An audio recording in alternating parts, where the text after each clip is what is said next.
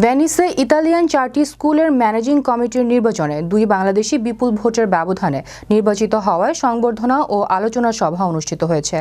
Italy প্রতিনিধি সজিব আল হোসাইন জানান, কিশোরগঞ্জ জেলা সমিতি ও ভৈরব পরিষদ ভেনিসের উদ্যোগে মোবারক হোসাইনের সভাপতিত্বে ও ফখরুল চৌধুরী এবং শহীদুল ইসলাম শহীদের যৌথ পরিচালনায় নবনির্বাচিত শরীফ মৃধা ও ফারজানা শহীদকে সংবর্ধনা ও আলোচনা সভা অনুষ্ঠিত হয়।